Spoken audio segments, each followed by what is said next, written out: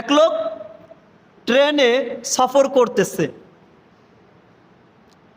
তো দীর্ঘ সফর, ক্লান্ত শ্রান্ত হয়ে এক পর্যায়ে নিয়ত করছে একটু ঘুমিয়ে পড়বে, কিন্তু জায়গা নেই।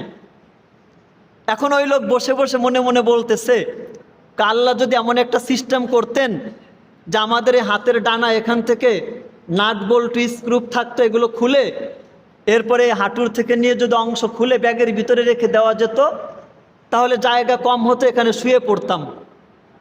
কেমন চিন্তা করছে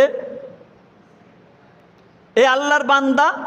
পরবর্তীতে যখন একটু জায়গা পেয়েছে, ওই ট্রেনের ভিতরেই সিটের উপরে ঘুমিয়ে পড়ছে। তো তার হাতে যেই ব্যাগ ছিল, ওই ব্যাগ মাথার নিচে দিয়ে ঘুমিয়ে পড়েছে। ঘুম থেকে জাগ্রত হওয়ার পরে দেখে মাথার নিচে আর ব্যাগ নেই, চোরে নিয়ে গেছে। এখন ঘুম থেকে জাগ্রত হয়ে এখন ওই লোক বলতেছে, আলহামদুলিল্লাহ, সমস্ত প্রশংসা আল্লাহ তাআলার, যে আল্লাহ আমাদেরকে এইভাবে সৃষ্টি করছেন, আমাদের দৈহিক কোনো অঙ্গ প্রত্যঙ্গ খোলার ব্যবস্থা করেন নাই। কেন?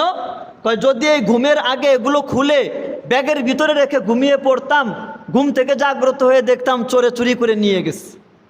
আল্লাহু আকবার।